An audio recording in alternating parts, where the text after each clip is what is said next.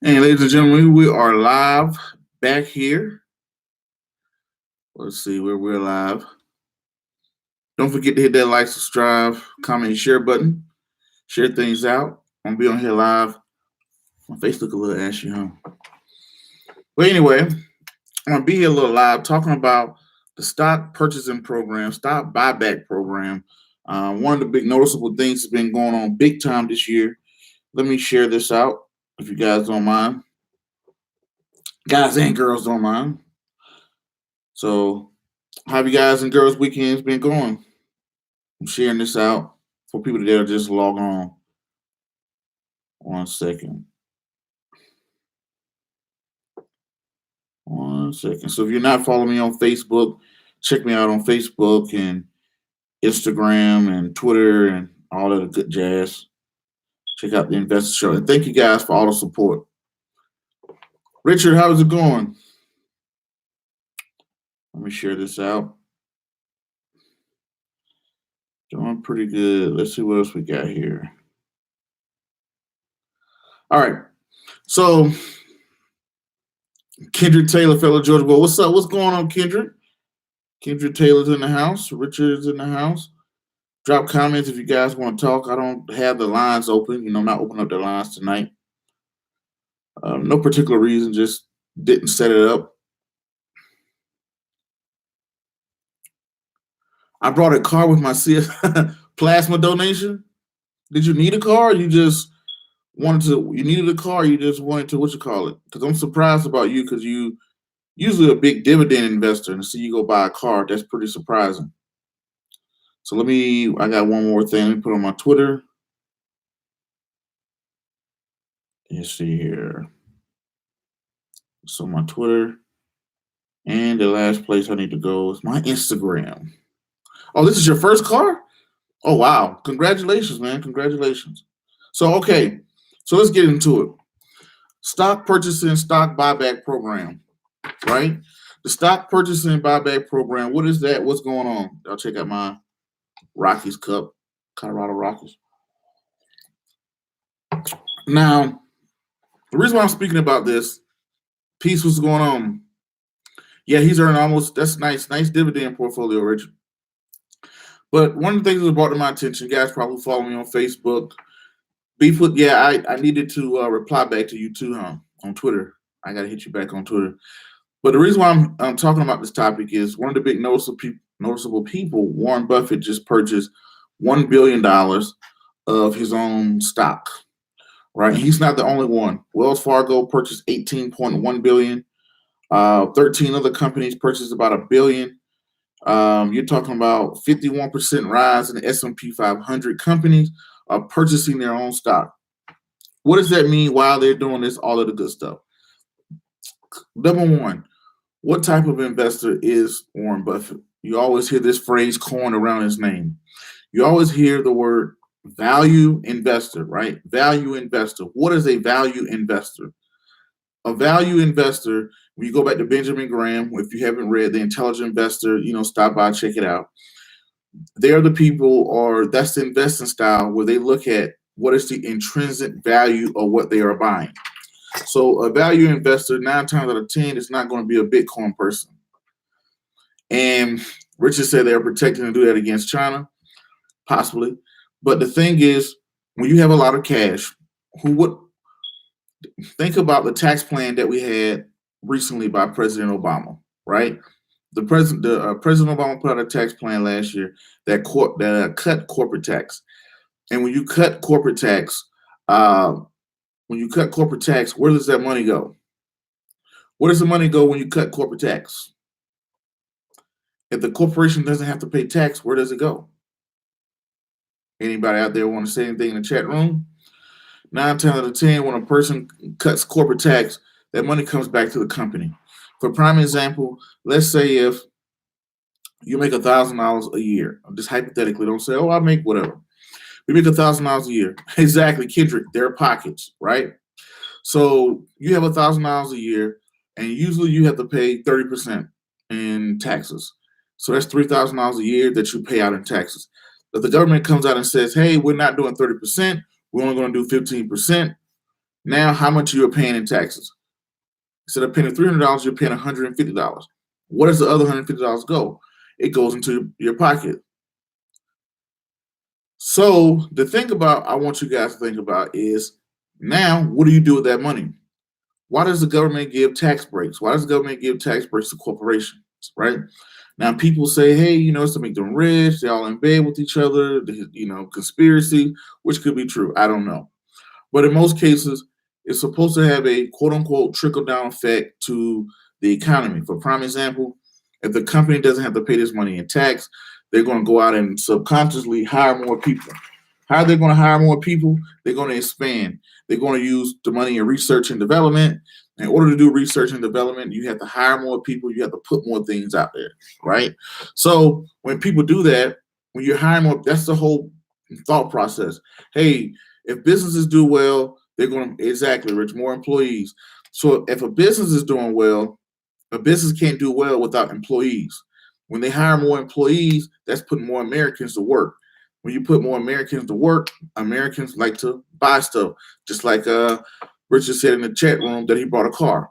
So when people have a job, they have money coming in, they go out, they go buy a car, they go buy a house, they go shopping, they do things for Christmas, all the other good stuff like that. But a lot of corporations, you're noticing with Senator Elizabeth Warren have been criticizing them because a lot of corporations are buying their own shares. They're buying their own stock back. What does it mean when a company buys its own stock back? A company usually, in most cases, they are buying their own stock back because first they believe their stock is undervalued. So it's one of the things that I learned from being at Berkshire is that if Warren Buffett believes his stock is overvalued, he doesn't purchase a company with his money, he purchases them with a stock. For prime example, let's say if I'm Mr. Buffett myself, I'm looking to buy a company called, like the last company I think a big company purchased was Flying J's last year, the truck stock company. I'm looking to purchase Flying J's for $10 billion. Instead of me giving $10 billion directly to Flying J's, I say, hey, Flying J's, look, I have these shares. Berkshire right now today trades for $220. I'm going to give you, why don't we use automations like AI? Well, I don't want to get off topic. We're going to get into that. But hey, you know what I'm going to do? I'm going to give you 1,000 of my shares, which equates to $10 billion. I'm not telling you the math exactly. I'm just hypothetically speaking. How about I give you 1,000 of my shares that is worth $2 billion today, and you give me your company? So you can buy a company with cash. You can buy a company with stock. Why would a company choose to buy a company with stock over cash? The thought process is, I believe my stock is overvalued. If I think my stock is overvalued, I'm going to purchase the company with stock, right? If I don't think my company is overvalued, I'm going to pay with my own cash, right? So that is the thought process. When they look at someone purchase a company with their own stock, they tend to think, oh, he's purchasing this company with his own stock because he thinks his stock is overvalued. If he uses cash, that means he thinks his stock is undervalued. So that's the thing to think about too. So if that's the thought process, if you're using that same analogy, that hey, if I think my stock is overvalued, I will make acquisitions. Means I'm going to buy companies, I'm going to buy Dairy Queen, whatever companies with my stock over cash, because we know Berkshire has about 30 something billion sitting in cash. That if you have 30 something billion in cash, why aren't you using your cash to make acquisitions? Why are you using your stock? So if that's the thought process behind it, why would you choose to use? Why would you choose to buy your own stock back? A person's only going to buy their own stock back, or in most cases, buy their own stock back if they think it's undervalued. Now, what type of effect that has on the market? Number one, let's say I start the company called the Investor Show. I go out here and say, hey guys, who wants to invest into the Investor Show? You turn around and tell me, hey, how can I invest into the Investor Show? Okay, well I'm going to issue 1,000 shares for $10 a piece, which is going to make $10,000, right? I give you all guys the shares. You guys buy the shares for $10,000 a piece. Now, a way for me to take control back of my company or whatnot, I can purchase my stock back from you guys. Once I purchase my stock back, the earnings per share goes up. Why is that? Because it's less shares in the market. I gave out 1,000 shares. If I brought 100 back, it's only 900 shares in the market. Now, if I have $1,000 in revenue with $1,000 in shares, you're looking at your EPS of $1 earnings per share. Now, the thing about it is, now if I go out and give you, now if it's $1,000 of shares and it's 900 shares, now the EPS, the earnings per share goes up. And now if the earnings per shares go up, that means the company is doing well. That can fluctuate the stock or the price. It doesn't guarantee it. But most of the time when I see companies buy back their own shares, I have seen the stock market go up. That's just my thing. Not the stock market, but the stocks in that particular company go up. Because people think that, the company, because we always watch insider traders. We always watch what insiders do. If we see insiders buying, that's a good thing. If we see insiders selling, that's a bad thing. Because we believe the insiders know more than what we know. They know more than what we know. So with that being said, when you look at when people see a company buy back its own stock, they think, hey, well, they know more than what we know. Why would they be buying their own stock? Because they think it's of good value. They think it's a good future. All right, that makes sense. Does that make sense? So that's how I interpret Buffett's share of Berkshire. Why don't we use? Let me see. By the way, I slept. Wow. All right, so let's go some of this. What you're saying here, moving business out of China. Why don't we use automation like AI? I think we are using automation like AI. I think AI is going to be a big thing. Okay, I'm glad that made sense to you guys in the chat room. You guys can comment in the chat room. I'm going through the chat room now. Artificial intelligence. He said he gets it. So when people see you drink that coffee, but yeah, I don't drink coffee. I'm not a big coffee drinker. I may drink because when I drink a coffee, I put so much creamer and sugar in it. By the time I put all the creamer and sugar in it and all the other good stuff, I might as well just have a hot cocoa. Or you invested in coffee. Man, beef is all over. You got 300 positions that you're holding out there. That's pretty crazy. I really would like to. You know what? For we're live, so people that catch the live, people catch the playback, I want you guys to do. Yeah, you're right, Richard. That's one thing I do not like about Berkshire. It doesn't pay dividends. I don't know why it doesn't pay dividends. Some people look at why are you paying back? Why are you buying back shares? Why won't you issue that? Or why won't you issue a dividend? So who knows? That's the thing of the company. Only T guy. Okay. So the thing about it is, I want somebody out there, if you're interested, send me a screenshot of your portfolio. Send me a screenshot. I don't need your name, your social, your personal information, just positions that you're holding, right? I don't need your name. I just say, hey, these are my positions, these are my goals, all of the good stuff like that. So, and the reason why I'm doing that is going to be a portfolio review, which I'm going to go on live, something like this, go through the portfolio, look through the portfolio, and tell you what I think, right? I know that we spoke about that a while ago, and Richard, you're asking what are the big AI companies? Look at the video that I just uploaded called Thematic Investing 2 videos ago. I just did a step-by-step of Thematic. Okay, where do we send it? Send it to, you guys pay attention here. You know what? I'm going to type it right in here. I'm going to type my email address. And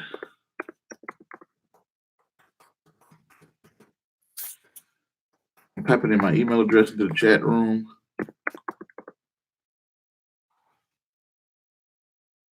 Okay. Make sure I didn't misspell nothing. Okay. Prince at childrensfinancialliteracy.org. Send over a screenshot of your portfolio to that email address. I'll take a look at it. Now, I need to know what's your investment objectives. Are you long term? Are you short term? Are you high risk or low risk? Long term, short term, high risk or low risk. That's what I need to know. You know what? As of right now, Richard, have you? One thing I want to do: go back and look at thematic investing. Thematic investing. If you got ETrade, I need to do the one on TD Ameritrade soon. Need to put the tutorial out. But yeah, appreciate it, B. I'm going to pick out one. I'm not going to be able to pick out everybody. But thematic investing, you can go there, select on AI. Inside of artificial intelligence, inside of AI, you're going to be able to see what you're going to be able to see. You're going to be able to see all the artificial intelligence companies. It's some ETFs out there. You know, I mean, it's a bunch of companies out there. I don't know any particular that I would choose over one over the other. I would probably go the ETF route. So if you look at that 3 or 4 minute tutorial, you will see on there from ETrade how to invest into particular AI companies. Okay. So let's okay. What's we got in the chat room? So Richard's saying he slapped FBRKF with a SEC complaint and won. Okay, it's been a lot of companies. I mean, somebody asked me a question, Prince, what happens if a company get delisted? What happens if a company goes bankrupt? What happens to my money? You lose it, pretty much, in most cases. Oh, yeah, Kendrick, I love that. ETrade just added 150 ETFs, free commission ETFs. Why is that so important? Why is a commission-free ETF? For prime example, you guys, if you watch old videos, you will see me talk about Prince. You always talk about investing into the S&P 500. One of the ways you can do that is the ETF. When you look at VU, which is a Vanguard ETF that I've said numerous times over, it's a commission. It's a commission charge with that. Meaning, if you brought one ETF every month, that is, let's say, $10 a month. If you brought one every month and just held on to it, within 1 month, within 1 year, you're going to spend $120 in fees, $120 in just commissions, right?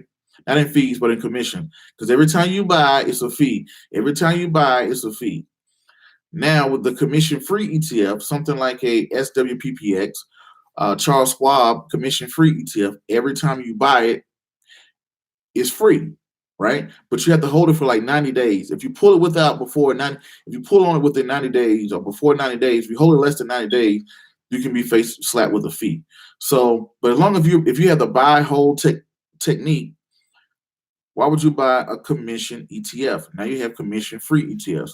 So that's very good there that they are putting out commission-free ETFs. Okay. I'm trying to learn what exactly I need to look at in a 10K to discover if a company is doing good or bad. Whether they have good ideas ahead, I'm basically looking for some practical principles. Okay, when you look at the 10K, that is very good, Thigh Runner. Do you know how many investors even know what a 10K is? Right? So when you look at so that's good. So one of the things I'm looking at revenue. I'm looking at, are they making money? I'm looking to find a story. Like for prime example, I sat down with a meeting with a guy the other day. You might be watching, but I don't care, but it's true. But I sat down with a meeting with a guy the other day, and he said, "Hey Prince, tell me about you and everything that you do, all the good stuff like that." And as I tell him the story, right, he doesn't seem to want to understand my story.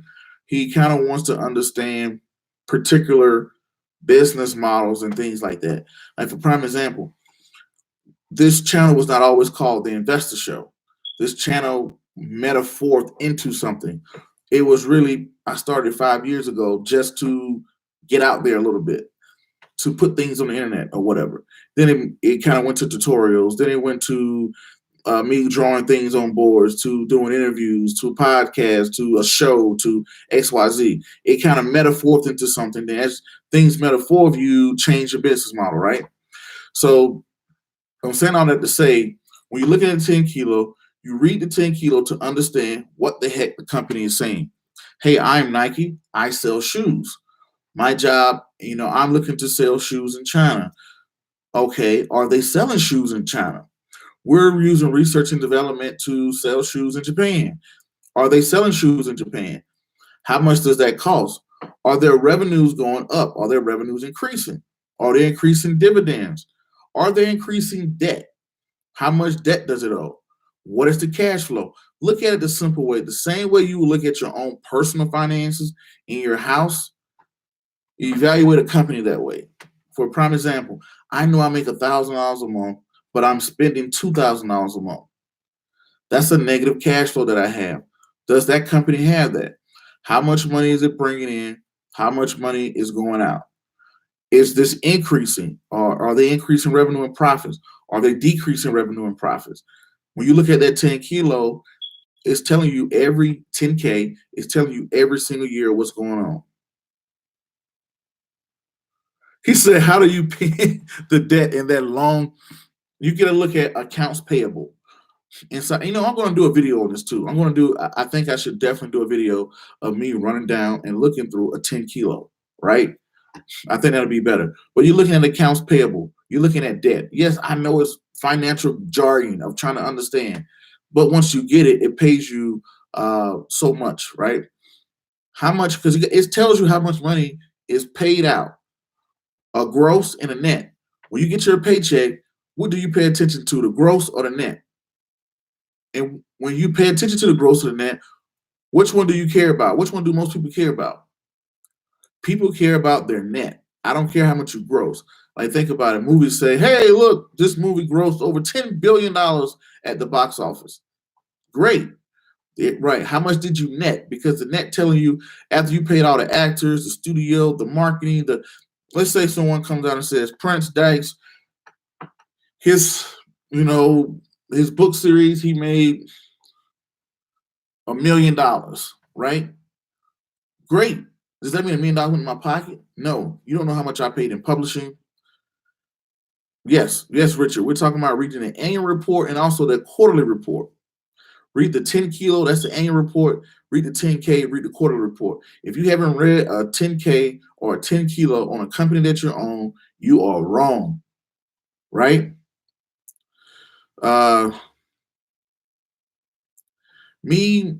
Yes. As you say, do you only buy a company? Exactly. I wouldn't want to put my money, unless I'm trying to get into a startup. Like me, I would never purchase another startup. I purchased startups before, and not that they're bad. It's just that, you're taking a substantial risk when you invest into a startup. Because why would I invest into a startup? Yes, high risk, high reward, but sometimes it's almost like a lottery ticket. So that's why I'm not big into startups, things like that. I only want companies that make money. If you were to go to Warren Buffett, right? What is his number one things that he look at a company? Is the company profitable? If it's not profitable, he doesn't want to hear it. Why? Because why would he take a substantial risk on a company that's not profitable when you have so many? Look, like I don't have a neck in this shirt. That's kind of crazy. But why don't you invest into all these other companies that are doing well, right? Rob Sherman, you said you disagree. What do you disagree with? So people, it's a notion. This is why I don't believe in a bad deal. Why don't I believe in a bad deal? This is why. Nobody in their right mind, if you haven't heard me say this, nobody in their right mind will invest. What are you doing, Wes? Come say hi.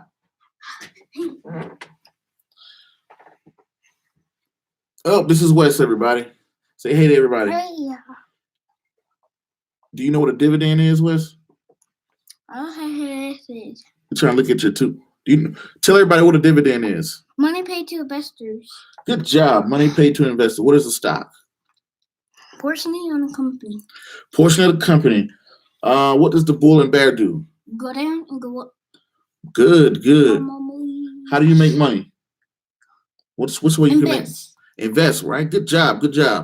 So, but anyway, that's good. But we're gonna talk about Mama. Mama's at work, okay? What you look? Let Daddy finish up his show. We're gonna talk later, okay? Yes. All right? Yep. Get Daddy high five. Good job. Bye. Bye. Tell everybody bye. Bye. Okay, wave at everybody. That's Wesley, y'all. All right, cool. Is that your soda? Yeah. All right. So All right. So anyway, that's Wesley. He's 7 years old. And the thing about it is, okay. See, and that's probably why Richard said he read the 10K, right? I pay attention to dividends. Not in, okay. You say you disagree, Rod. You say you don't, I wish I had my line on. Y'all want me to get on my phone line so y'all can call in? I can't get on my phone line. But I definitely want to hear Richard why he say he doesn't agree with. Now you gotta think about it, Richard. I don't say you should not invest into a startup. I mean, obviously people invest in startups, but it always go back to money, right? It always go back to if I only have $10,000.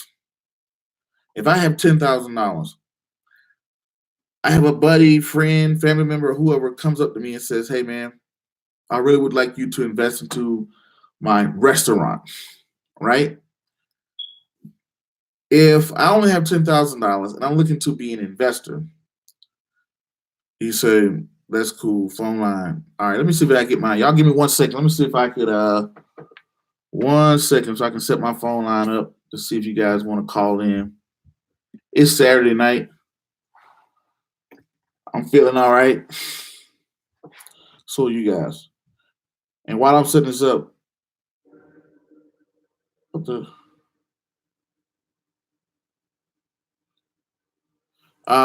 anyway, let me grab my phone real quick.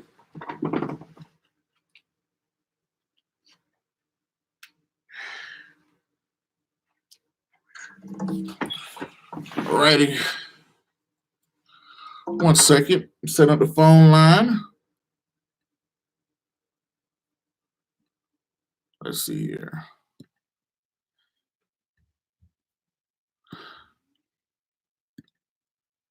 One second.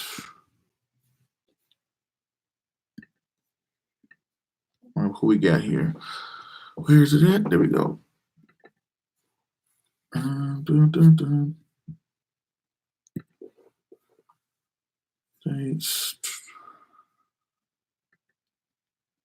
Y'all give me 1 second here. I'm setting up the phone line. To server. All right. So for today, make sure I got my Bluetooth set up here.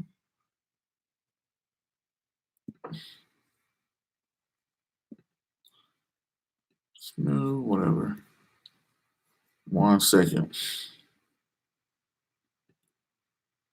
Oh.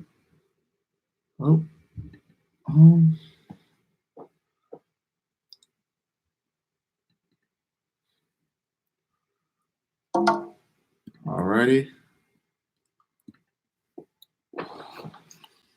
Welcome.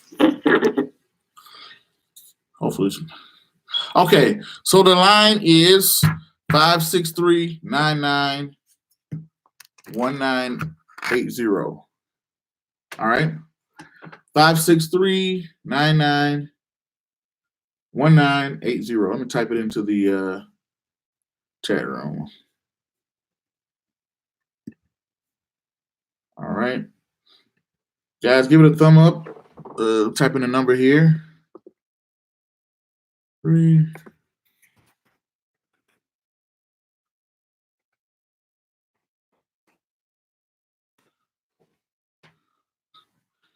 You go through? Y'all see the number in your chat? Okay. 563-99-1980. That's if you want to call in. All right. So that's something for you guys who want to call in and speak and everything like that. But back to what I was saying. But I definitely want you to call up, Rob. Rob, I want to definitely hear your thought process on the what you call it.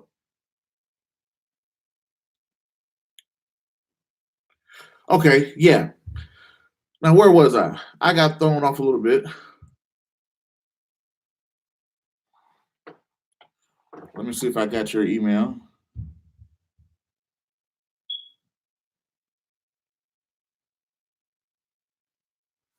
I don't have your email yet. Okay. All right.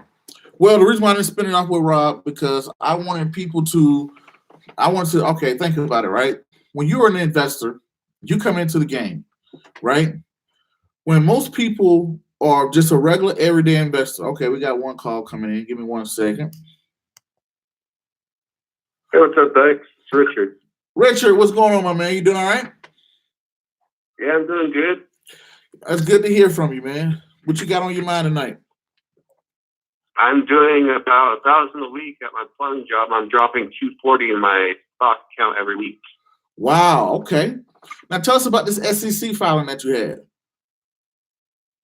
Basically, they tried to steal my shares and tried to steal my money, and I asked TD Ameritrade about it, and they're like, you got to talk to the company. The company's telling me that I have to go talk to TD Ameritrade, goes talk to them. I went to go talk to their investor manager. The investor manager says he doesn't care, he doesn't have to follow the rules. I went to FINRA, and FINRA escalated it to the SEC, and both of them told the company that they got hit with. 1 second. I got to put you on hold. My bad. Go ahead, Richard. All right. So basically, the fastest company got hit with a fine from FINRA and the SEC, and they had to give me back my shares. Wow. Did they give you back shares or your money? They had to give me back both. That's nice because, for you guys out there who don't know what the SEC, tell them what the SEC is, Richard. It's the Security and Exchange Commission. Basically, if someone's insider trading, someone's stealing from you, someone's doing you wrong, they're playing by the rules. Basically, you go tell the teacher. Exactly. They are the governing body over publicly traded companies. Every publicly traded company must follow by the SEC rules. It doesn't matter if they're owned by China, Australia, or the United Kingdom. They all have to play by the rules. Yes. And that's the governing body because if something goes wrong, like Richard had, right?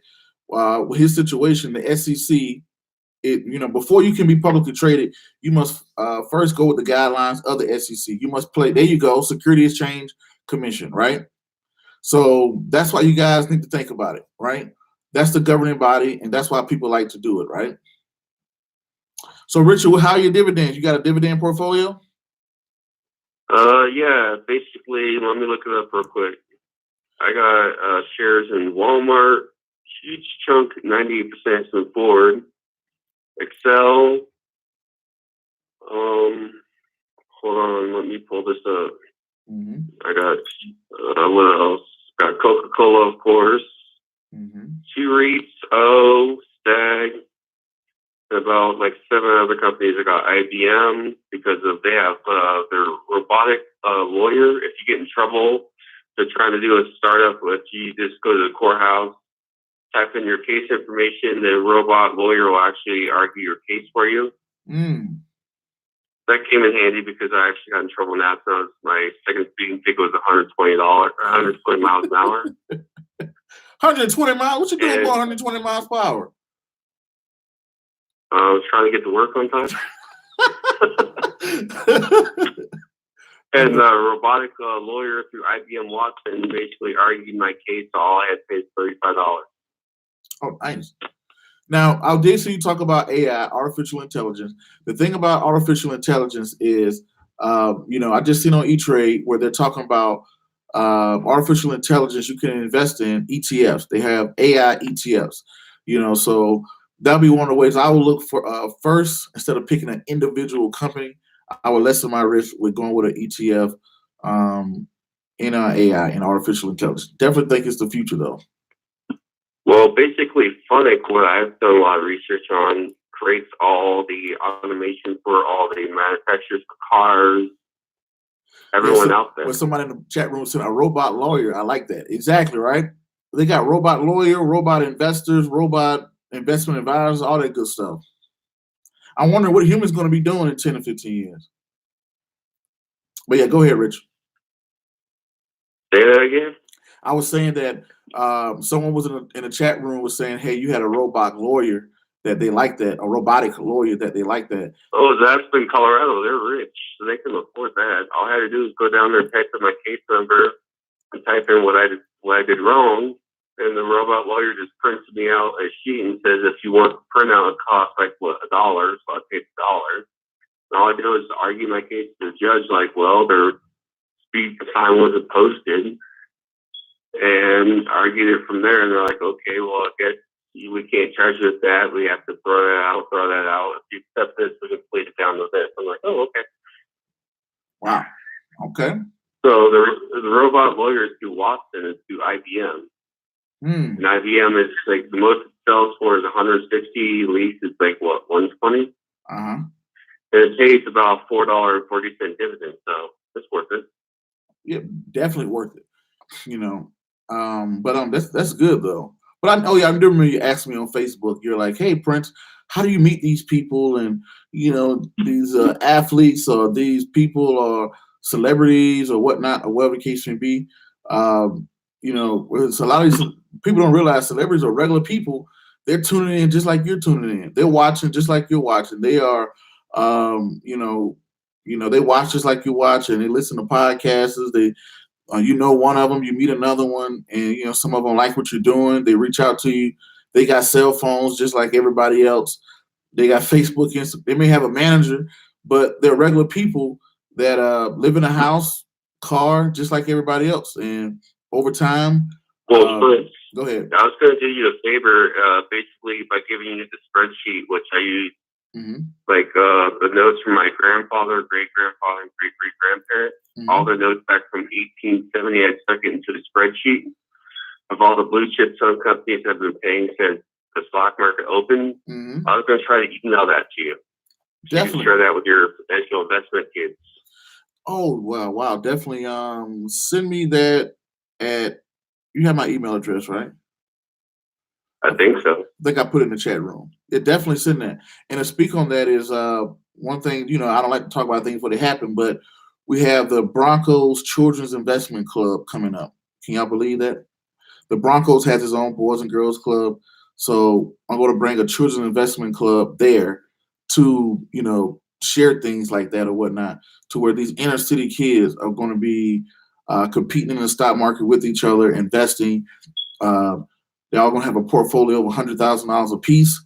And whoever wins get, incentives, bringing in speakers, all type of great stuff. So I'm definitely excited about doing that program there. So, well, I was thinking about basically sharing that with you so you can share it with the kids. Oh yeah, that was like my inheritance from my grandfather. My grandfather died a billionaire.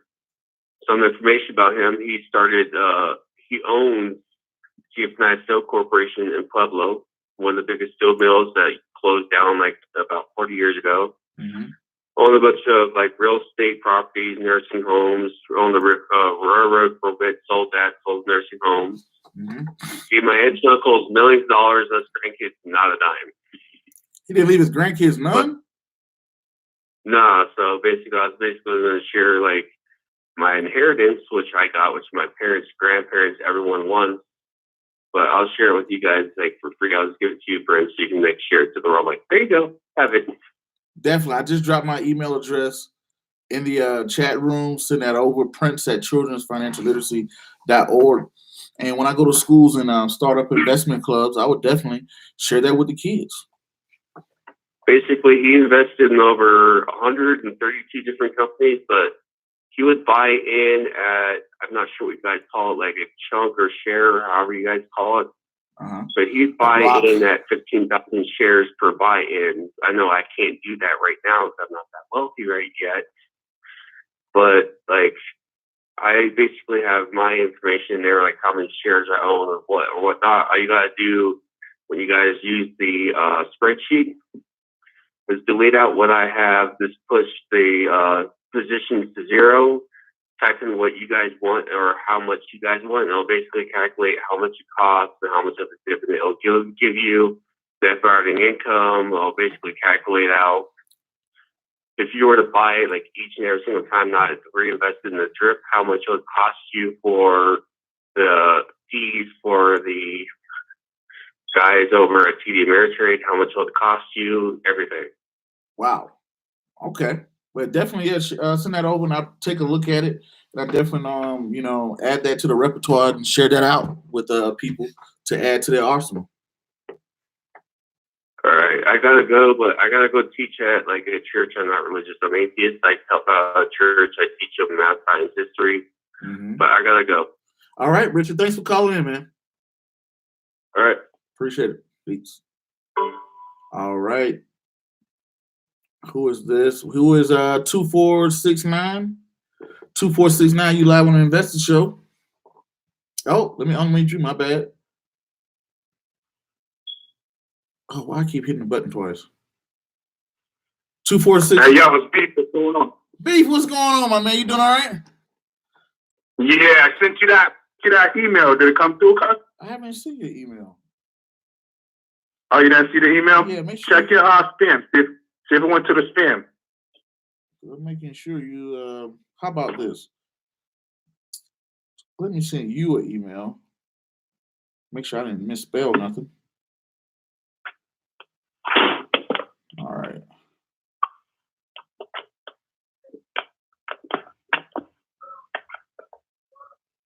Let's see here.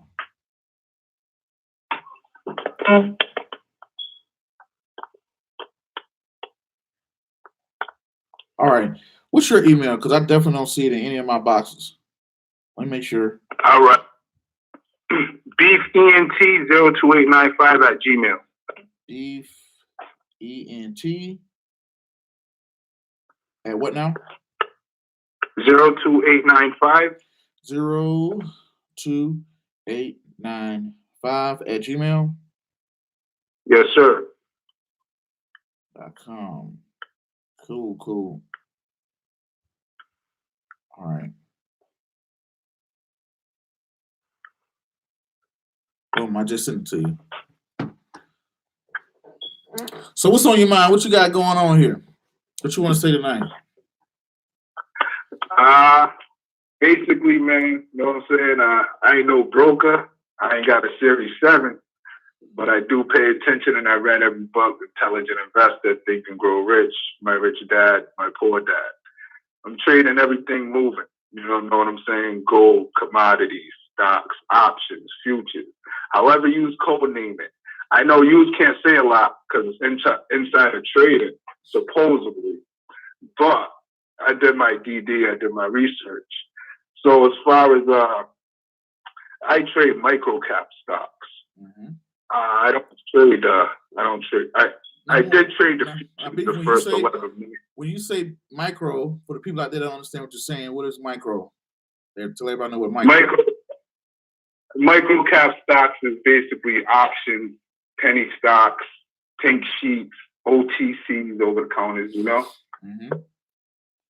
Okay. So that's what they are. Basically Bitcoin. You know. So real estate, all of that. It's just code names for it. For a person that really isn't educated, that doesn't understand what's going on. And you gotta understand, guys, what you're saying micro cap, right? They're talking about capitalization, how big the company is, right? Large cap, small cap, micro cap. You know, you may hear some other caps out there too. But go ahead. So that's what I do. I basically I go in, I get them at I buy them at 2,000 shares, or I'll get 10,000 shares. But I do grab 1 million shares here and there, thanks to Paul Trader Jones, watching what he does and seeing how he calls the broker. One second, B. Emily in the chat room, yeah, definitely. I got the phone number 563-99-1980. I see her asking me, for questions and advice and stuff like that. Yes, I'm on live. This is live. You can call in 563-99-1980. I'm not responding to too many in the chat room right now because the chats are coming in and it's kind of, I'm not that smart. I can't type to all the chats and listen to the call at the same time. So, but if you want to call in, definitely feel free to call in. Sorry about that, Beef. Go ahead. All right. So, yeah. As far as what's going on, that's basically it. I just want to thank you again for, just helping me buy my first stock, like I said, and keeping me informed. I watch everything you post. I have you on I hit the button. So every time you do a notification, you come up. You know what I'm saying? Oh, yeah. So I got sales and marketing business. I love doing this, sales and marketing. So this is what I was built for. I believe it. I don't have a degree, but I'm learning every day, you know? And you know what? I'm very proud of you, man, just being someone from, because you're from Boston, Providence, because you got a strong accent, I know. So being up from that area, Providence or whatnot, to see you come from like, hey, not doing anything with investing, not knowing anything about it, to buying your first stock, to holding all these positions, doing well, doing great. I gotta commend you. And those are things that make me feel the best, you know, to know that, you know, me just sitting in my basement right now and talking to you guys, and it affecting someone on the other side of the world, on the other side of the globe, in another state, to get into investing, to start investing, because that's something that I really want to know and things like that. So, but yeah, definitely, I'm very proud of you, man. To hear people talk like that and say, "Hey, I'm investing," I'm talking about investing, and man, that, you know, to that really touches me, because we see so much bull crap out there, so much entertainment, but to see people come here, learn, and change their lives. Because by you investing, I know you said you had 2 kids, you're going to teach your kids investing. Like you guys probably saw, that's what changed me. My son, he's 7, he's Wesley. Y'all see him come sit on my lap. He's learning things I didn't learn till I was almost 30 years old with an MBA. So I'm teaching him, setting up the next generation.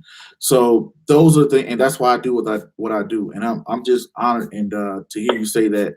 And I'm glad to see you investing. I know the market has been choppy, it's been volatile. I know people who started investing this year, they've seen the market go up. That's great. But know that volatility is part of the market. Stay in there, collect those dividends, like Richard, who called in earlier. Collect those dividends, let those dividends pile up. So yeah, that's all I wanted to say. You know, I'm glad on that. Keep investing. My only concern with you when I hear you speak is that you may overinvest, right? And when you have 300 positions, I said, well, I wonder if some of those positions are overlapping each other. You know, so that's my only thing, my only concern. 1 second, your email came back. I think I must have typed it in wrong. Maybe I fat fingered it. Give me a second. I want to see this email before you get off the phone. All right, do beef entertainment at mail. 1 second. Yeah. You know what? I think I put the 0. Okay, let me just do that. Beef. Just do beef entertainment at mail.com, bud.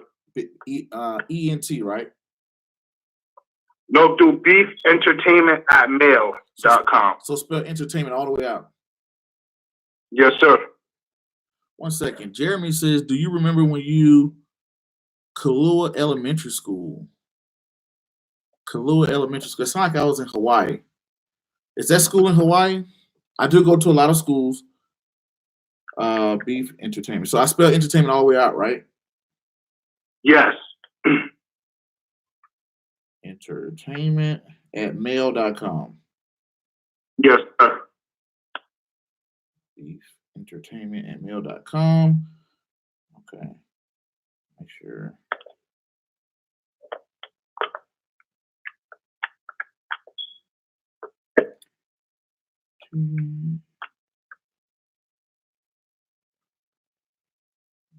Entertainment.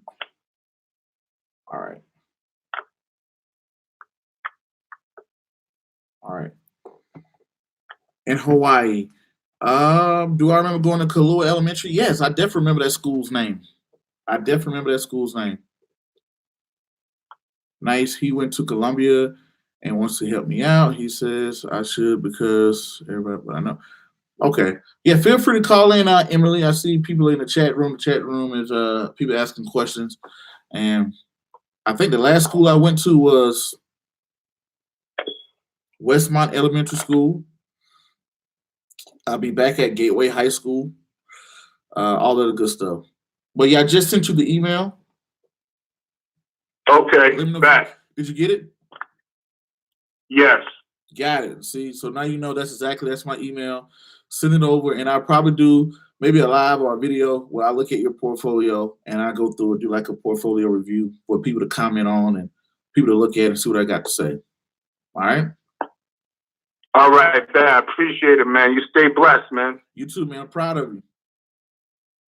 All right. Thank you, brother. No problem. Anytime. All right, one. Later. Okay. So, guys, there we go. Oh, okay. Make sure we got that.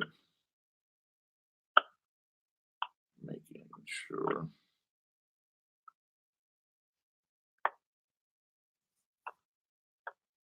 All right. So, yeah, that was another caller calling in from Providence, Rhode Island. Definitely thank him for coming through. Okay, we got another caller coming in. Let's see who it is here. 1 second. You're on the Investor Show 1669. Go ahead. Hey, what's up, man? How you doing? Go ahead. But I'm trying to pull up the YouTube too to see if I can actually. Cool. That's what's up. Nice. Yeah. So my question, I want you to actually finish elaborating on why you shouldn't invest in companies that aren't profiting. This is he was like talking about, because one guy had mentioned, okay. Oh, what if you invest in companies that? Okay. Well, this is the thing, right? What's your name, by the way? And where you calling from? My name is Javon. You can call me Jay though. And I'm calling from the Bronx, New York. Bronx, New York. New York is in the building heavy tonight. Okay, this is what I say, Jay. If I have money and I'm getting ready to invest, and I've done this, I'm speaking from experience, right? I invested into 2 startups, right? And as a new person, you are taking a substantial amount of risk when you invest into a startup, which is nothing's wrong with that, right? But you got to ask yourself, in investing, what is the benchmark of investing? You said, say that again? The benchmark. What is the measuring stick? What if you know if you're doing good? The benchmark? The benchmark is to invest in, I guess, a company that's profiting. No, that's doing well. No, the benchmark is the S&P 500, right? How is the S&P 500 performing, right? Because the reason why I asked this question, I asked you this question, Jay. What is the annual return? What is the annual return, average annual return on the S&P 500? I don't even know, honestly. Average annual return on the SP 500, I wouldn't know. Yes, it's about 9%, somewhere between 8 to 10%, right? This is over the last 100 and something years, the S&P 500 annually returned. S&P 500, top 500 companies in America. That is my benchmark. For prime example, if you went and took a test, they say, hey, you need to score 70 to pass. If they didn't tell you a score, what you needed, then what are you taking a test for? You don't know what's the measuring stick. In investing, the measuring stick is the S&P 500. If you are a new investor, a person says, hey, I have money, I'm investing, right? I want to take a risk for my future.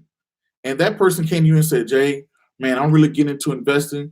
I'm going to go to the local corner store and I'm going to buy $1,000 worth of lottery tickets. What would you say? I'll be like, damn, you a fool for that. Why would you call him a fool? Like, for investing in the lotto and whatnot, you say, right? Yeah. Why is it, I mean, could he make a return? Because it's like there's no like you said, there's no margin for like figuring out whether he'll actually make it, and the odds are like really stacked against him. Even if he buys like a bunch of tickets and whatnot. What did you say? The what is stacked against him? The odds are stacked against him for winning and whatnot. So when you are investing into a new startup, the odds are stacked against you that your cousin that's looking to start a restaurant, the odds are stacked against him that restaurant. You got to look at the odds. I have a 1 in a million chance of this restaurant becoming worth anything, right?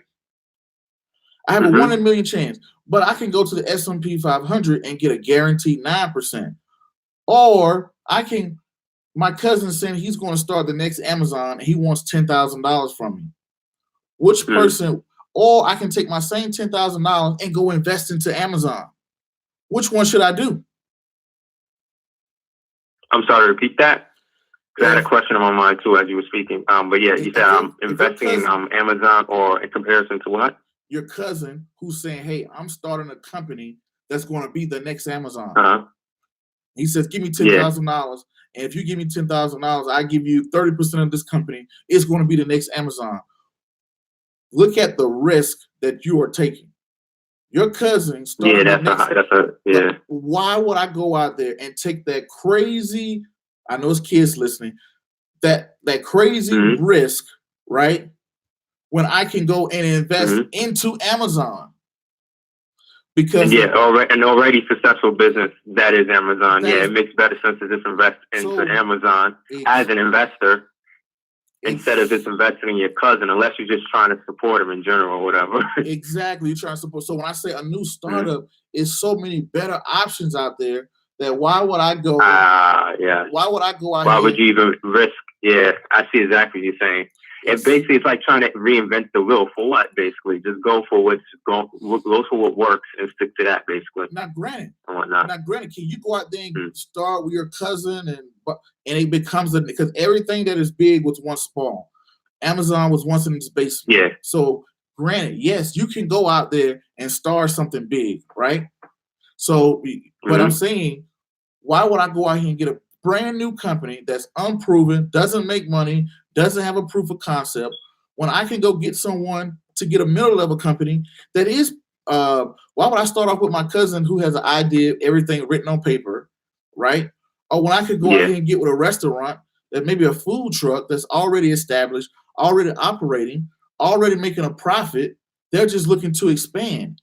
I'm going to go with them over a brand new startup that hasn't had anything, because my risk as the level of investor that I am now and the level of investor of new people, the risk, most people can't afford that risk. 9 times out of 10, they're going to invest into their company's record label. They're going to invest into that new startup. It's not going to get off the ground. They're going to struggle, and it's probably going to turn into nothing. That person just lost $10,000, $12,000 where they could have went to something that was way more established. Yeah, I totally get that and whatnot.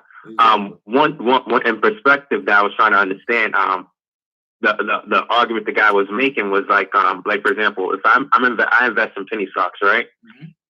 Now, I hear a lot of slack about, I hear a lot of flack about, penny stocks being bad investments, which I don't fully understand yet. So, that's like usually penny stocks are companies that aren't doing well. They aren't really making huge profits because they're penny stocks to begin with. So, but at the same time, they're affordable compared to like for me when I was starting up and when I'm still starting up. Penny stocks are more affordable. So, basically my question is it bad to invest in penny stocks because they're not really profitable businesses and whatnot? If you are, or in what way?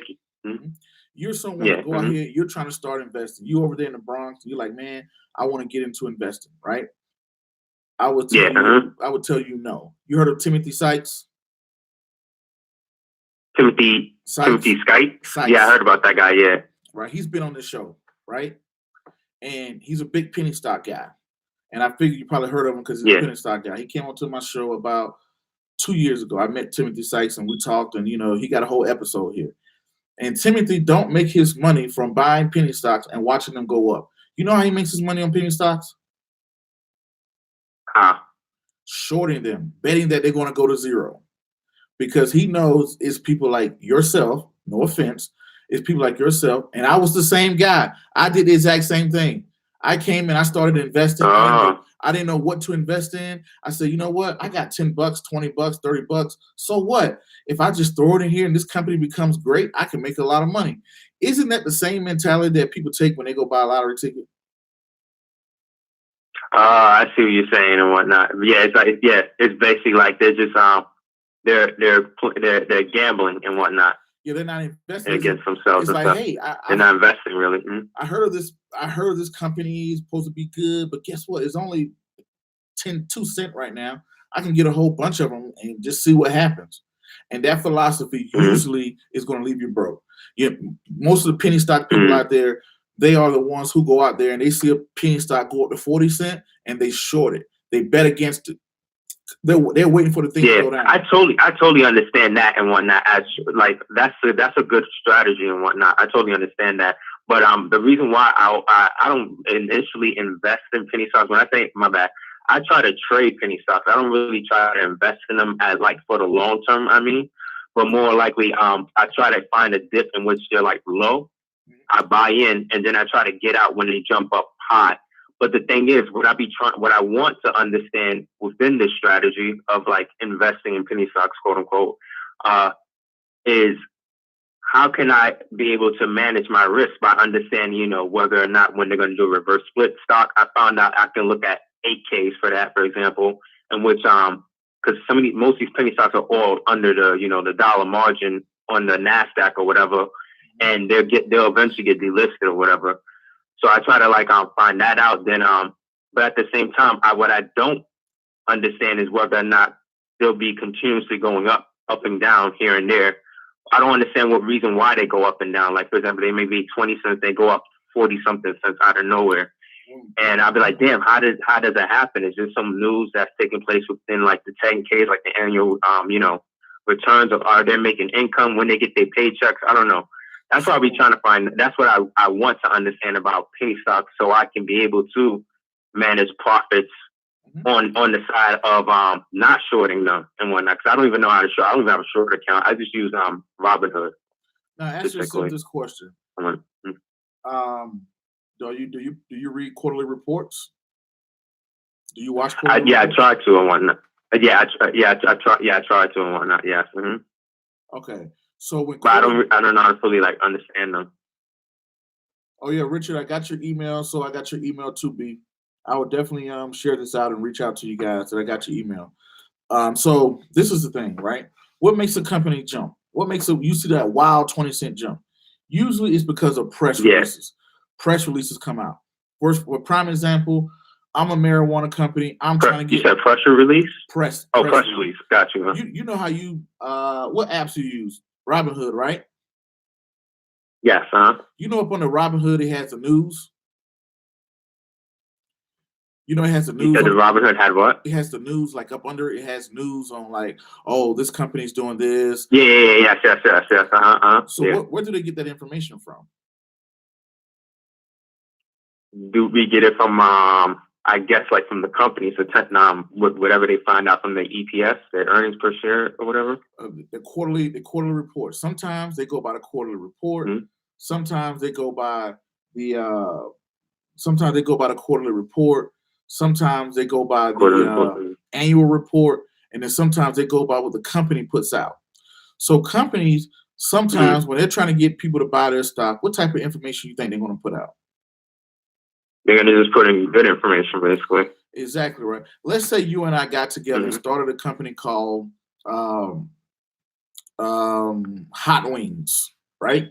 We got a company called Hot Wings, and we need people to buy our stock because what's the whole reason why does a company go public? Why does a company go public, you say? Why is it on the stock market exchange? Why is it there in the first place? For them to make money, for people to invest in their company and boost their profits. So how can we get people to invest into our company? By telling like these wings are the bomb and shit, these are the best wings in the world. We got a hidden secret sauce or whatever. Just putting out good news, good press basically, and I guess even paying off maybe people to speak good news about us and whatnot. Jay, do you know how many companies have written me and told me to speak good about their company? Oh, really? Wow. Cryptocurrency companies, out of the blue, would you sponsor us? Would you say this? I didn't do it. And I can show people the emails. I can show people the plethora of emails, especially came from the cryptocurrency world. Can you speak about our coin? In return, we'll give you this many coins. Well, I'm not going to go speak about something and stray people away just for a couple of dollars. I see. I see what you're saying. So, question: does that mean that is it possible that they can lie? Say again. What are you saying? Say again. On the annual? Say it again. Can they lie on the annual report? Then can they lie on their 10K? They can lie on a 10K, right? The only thing about it is if you lie on a 10K, it is, Can they? yes, but it is legally. Wow. It is. Oh shit. It is legally binding if you lie on your 10K. When you read the 10K, it would tell you these numbers have been audited, these numbers have not been audited, right? Because Wow. so now, because every year they're required to turn that in. If you lie on your 10K, that's called insider trading. That's called market manipulation. Those are called white collar crimes where people go to jail. They come out and say, "Hey, Prince, how much money did you make this quarter?" I'd be like, "I made $10 million." And then everybody's gonna be like, "Wow, Prince made $10 million." They start investing into me more. That's called manipulating the public. That's why they had the SEC there to stop insider trading, to stop people from lying. The thing about it, a press release. Yeah, that's a good point. Mm-hmm. A press release. So I was, my bad. Sorry. Yeah, go ahead. I'm listening. A press release, that's not legally binding. If they come out here and say, "Hey, Prince, would you sponsor us and sponsor our company and whatnot?" And I go out there and say, "Hey, guys, I'm buying to this crypto." You'd be like, "Wow, I never heard of that. Prince is talking about it. I've seen it over here." They become interested, right? People start to buy it. Yeah. It's marketing. It's the same thing as buying a cheeseburger. We have to go out there and market our company. So when people look at the news, people just go buy it. Oh, wow, they said that they are exploring, they are such and such and such. Yeah, I get it. Yeah, I get exactly what you're talking about. Yeah. I'm in talks with Apple. And then like the then the per share rate goes up and whatnot, blah blah, and stuff. Wow. But all right, so what about 8Ks? I noticed the 8K has a lot more condensed information that's important to read. Like sometimes it'll tell you when a certain stock is going to do a reverse split. It tells you, it gives you a lot of information about, like, for example, money they're borrowing at times, like when it comes to the SEC. So is the SEC information in regard to the 8K more important to like focus on as far as like investing in a company? Yes, because because at the same time I understand what you're talking about when it comes to shorting penny stocks and whatnot. But as someone who isn't a shorter, I also understand that sometimes those penny stocks have jumps, and in which you can invest in one you can trade. I'm not gonna say invest, but trade.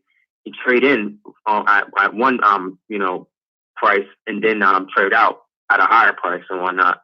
And like my thing is to try to find out the necessary information that can help me understand how long I can practice that before I have to realize I got to pull out, due to either bankruptcy or, some other crap or some shit. Now, the thing about you and your investment style and strategy, you should only buy or do anything if you only feel like you have an edge on the market. Only if you feel like information that the market is not privileged to, right? That's the only time you should buy. Because if I don't feel like I have an edge, guess what I should do? I should go buy the S&P 500 and forget about it. But if I know something that I don't think you know about Nike, I know something that I think you don't know about this marijuana company. Maybe I read an 8K, right? For the people out there who don't know what an 8K is, this is for major. We spoke about the 10 kilo, 10K. That's the annual report. We spoke about the 10Q. The 10Q, that's the quarterly report. The 8K is for, let's say, if I'm a publicly traded company and I know I'm getting ready to do a stock split, stock buyback, whatever the case may be, I can put it on I can put it on an 8K, right? Major events. But now, if this information is privileged to the public, and I don't feel like I have an edge on anybody else, if I don't feel like I know more than Jay and Bronx, I shouldn't intact my investment strategy. Because if it's known to the public and everybody knows it, then do I really have an edge? You're right. So if you feel like you have an edge, if you have an edge over everybody else, you're like, hey, I know something. I'm smarter than everybody else that the market doesn't know, and I know it's going to react this way. Then yes, you should invest into that, right? You should look for that bullish trend. Since you're not a since you're not a shorter at this time. You are. I don't even think Robinhood allows you to short stock. If you privilege information that you think that gives you an edge over everybody else, of course you should intact that. But if you don't feel like you have an edge, because it's not about, people don't go broke from what they didn't invest in. What do people go broke by? By what they hold on to, I'm guessing that isn't worth holding on to. What they did invest in. Which they did invest in, Yeah, so yeah. for prime example, people are always kind of like, oh, I'm scared I might miss the boat. People don't go broke by what they invest in. They don't go broke by what they didn't invest in. It's like, man, I went broke, man, because Yeah, they go broke by what they invest in. Yeah, that makes a lot of sense. So, I've seen a lot of that too, honestly. Since I invest in penny stocks, I look at the stock twit sometimes, and I'll see like so I had like invested in a penny stock for any PX, but then I noticed it was going to do a reverse split, so I pulled out before they did it. But I paid attention to what was taking place in the stocks and in the stock twit just to see if it goes up, because I've seen sometimes where like I held just one penny stock somewhere and then they did a reverse split, and I got a free trade. I consider it like a free trade basically, where that 1.25 stock I was holding on just flipped to like $8 or so and shit. So I'm looking at the stock twits and I'm noticing people who invested thousands of dollars and they've lost thousands of dollars and shit just from investing in these bad penny stocks basically and whatnot. But the funny thing is they would have actually avoided some of those things if they've actually studied the history of the company or actually knew how to, read into those, like you said, the 10K or the 8K in particular, in which, they would have known nothing about the reverse split or whatever. And the thing about, but I get it was one of the things that I heard. You heard of Warren Buffett before, right? Yes. Yeah. I went to the first time I went to his meeting, and he turned around and he said, "Hey, we chose Walmart over Amazon, right?" And he said, "Hey, we chose Walmart over Amazon. I brought a company called Dexter Shoes.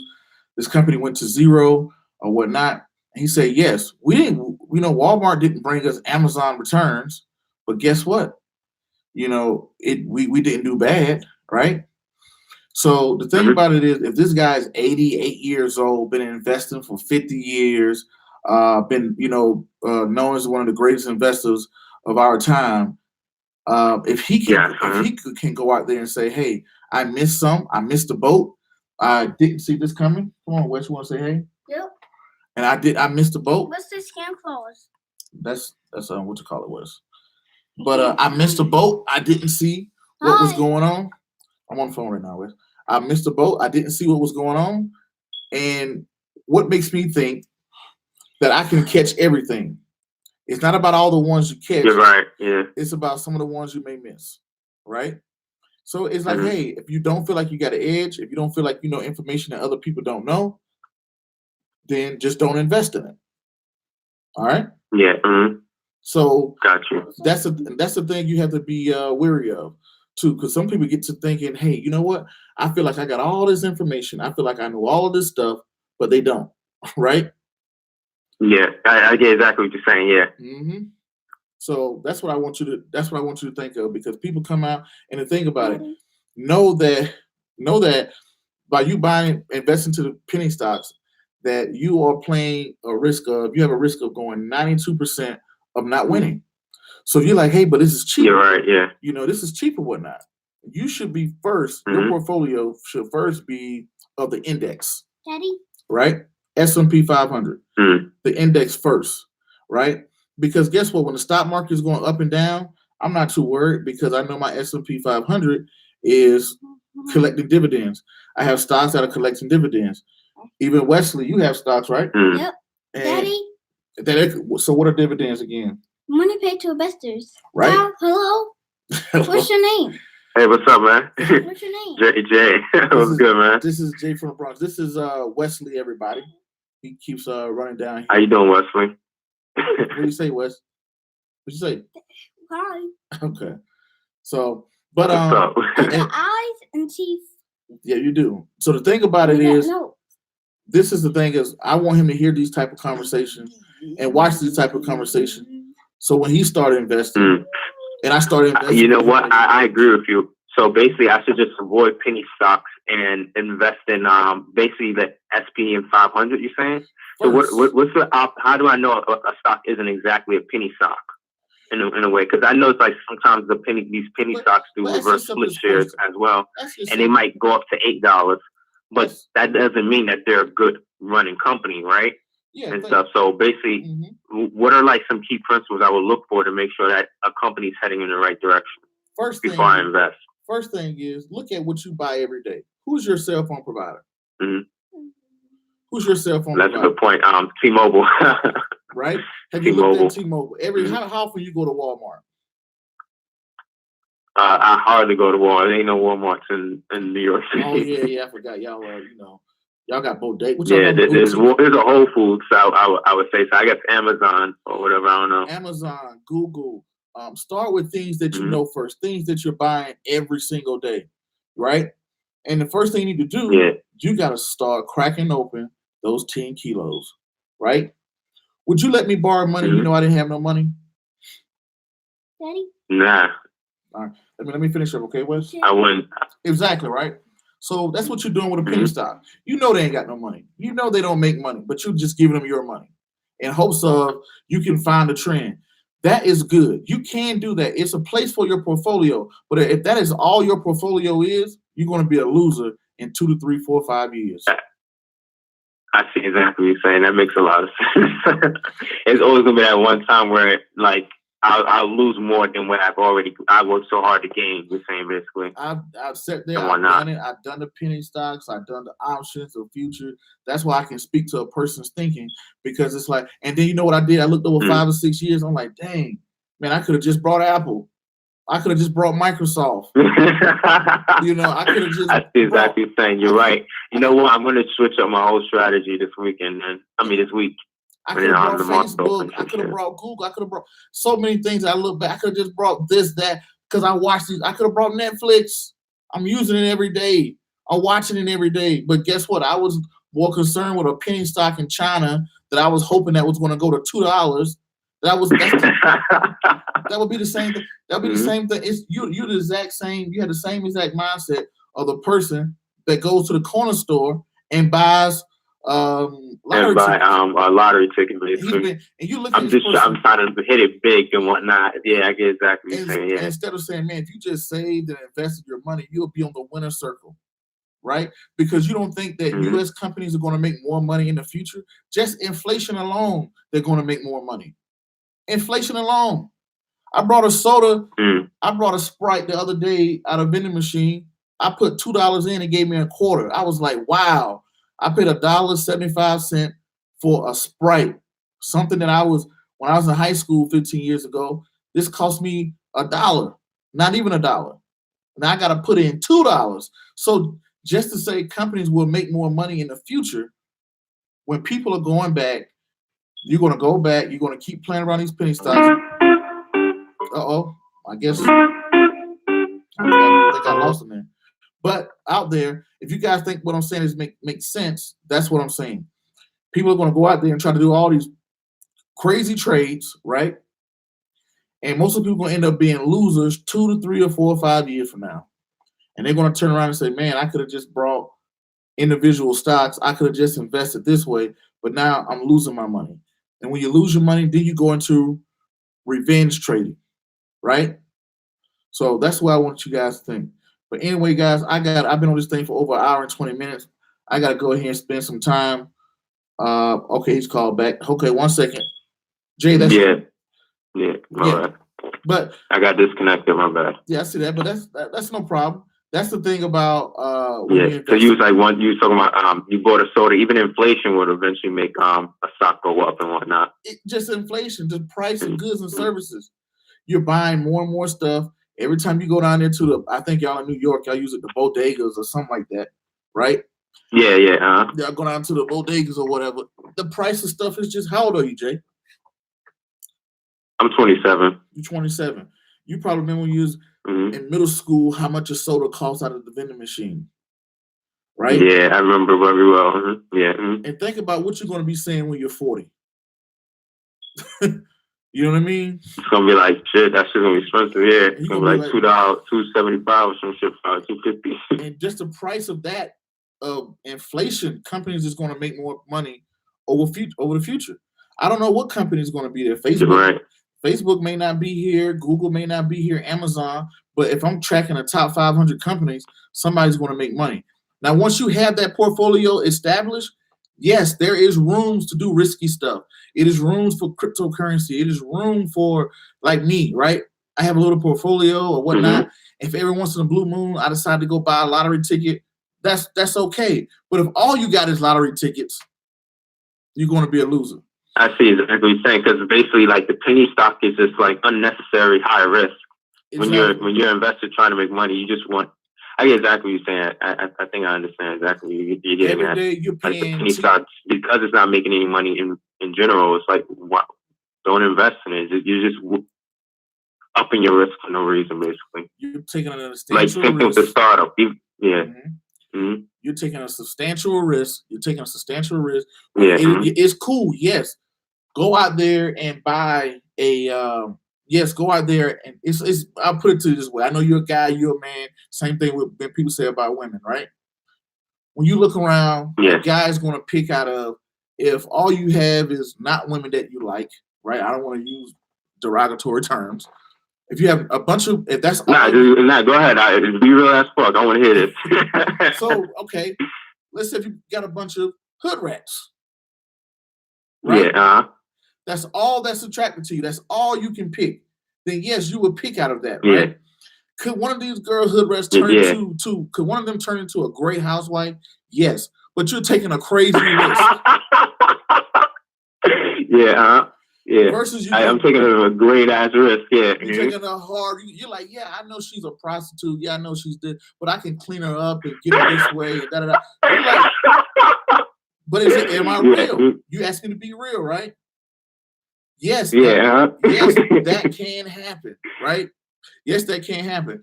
Or you can go take a woman who's from the suburbs, who's from a nice background, who has a nice education. Could she turn out to be a bad woman? Yes, but the likelihood you're taking a less risk. So why would you go out here and pick? Yo, you just took the perfect analogy, bro. Now I really get what you're saying with these penny stocks now. So, I'm really feeling you. But you have other girls coming to you saying, Jay, I would like to talk to you, but you're like, nah, but I can have 10 hood rats versus 2 of you guys. So I'm going to pick these 10 hood rats. You look crazy. Yeah. Right? Yeah. Yeah. And that's the real as I can be with it. I get exactly what you're saying. Wow. That's perfect. I totally get what you're saying now. Exactly. If you would have put it any other way, I would have kind of got confused with it. But the way you put it right in there, if I was sitting in the corner, if I was out in the Bronx with you, like, man, you know what, man, but I can get like 10 of them. All of them love me. I can just pull up in my car and get all of them and XYZ. You're like, yeah, that's cool, but they're all crackheads, man. You know what I'm saying? Yeah. I get exactly what you're saying. Wow, like, yeah. Well, so basically, I'll drop the penny stocks and go for something, invest in something that's way better, basically. Why not? Something a better quality. I see exactly what you're saying. Why are you sitting here studying everything Warren Buffett is saying, watching everything he's saying, when you could just invest into his company? Yeah, that's true. I could do that too and whatnot. I mean, his stocks are expensive. I mean, I'm not sure how much is like. Yeah, like you said, 220 his stock was. I don't think so. It's like over 1,000, something like that, right? No. His Class B is 200. His Class A is like 300,000, right? But you. Oh, I see. Oh, Class A, got you. So his Class A, but you have things like now Microsoft is over $100, but it wasn't over $100 for the long. Yeah, actually, you know, it's funny. I can give an example like Tesla. Like that's not on the SP 500, but it's a good company, right? Mm-hmm. I actually invested in them when they dropped to like 250 mark, and then when they reached back up recently, about I think like last month or this month somewhere, it went back up to like 330, and I actually sold there and whatnot, and made about like about 8 times 4. I made about about $320 basically. Exactly, and another thing is the S&P 500. Mm-hmm. You can invest in that. You can buy an index fund for $40. Index fund? Mm. You can buy, and that's tracking the S&P 500. That's going to pay you a dividend. Once you got that bad boy sitting there, you know, okay, well, I have good, solid companies. At least I got the S&P 500. Then once you have your base, once you have your foundation. So wait. I'm my bad. But yeah, go ahead. I'm gonna let you finish before I ask a question. Go ahead. Mm-hmm. So you got that base first. First, you need to build your base. Once you have your base, you have your dividends. Mm-hmm. Then you look at getting, okay, I want to take a risk in some companies. Maybe I'll try Netflix, maybe or Microsoft, maybe some type of blue chip companies that are going to pay me some type of dividend. Once I have that solid, then it's okay to go out there and be like, I want to play with penny stock a little bit. I want to buy a lottery ticket every now and then. Mm. You know what? I want to deal with these type of women over here every now and then. But you have a base first. You know what I mean? You know, like I'm married. I have a wife. You don't want to just throw away your foundation to something that's going to just completely destroy that. That's all destroy you have. Everything and whatnot. You know, what if I told you, like, man, I'm investing for my son. I figured that if I pay the lottery, you know, every day, if I spend $100 a week on a lottery, I'm eventually going to hit. You're gonna be like, if that's all my portfolio is, that's crazy. But every month, you're right. Every month you're paying T-Mobile. Every month you're paying Verizon. Every day you're on Netflix, Facebook, Google, all these companies that you know and that you're seeing do well. You know, or whatever the case may be, Microsoft or whatever. But you're still going to go choose a bunch of crap. Yeah, you're right. So I get exactly what you're saying. That makes sense. So, yeah, that makes perfect sense, bro. I totally understand where you're coming from, and I definitely you hit the mark with the analogy with the, you know, investing in like 10 different hood rats instead of just finding that one good girl and whatnot. Exactly. I get exactly what you're saying. Yeah. You're like, man, but I can get 10 of them. I'm That's where I'm at now with the penny stocks and whatnot. I just have a bunch of like hood rats instead of actually investing in any particular good girls and whatnot. I get exactly what you mean by that. Hey, I'm just hoping one of them going to turn into a wife.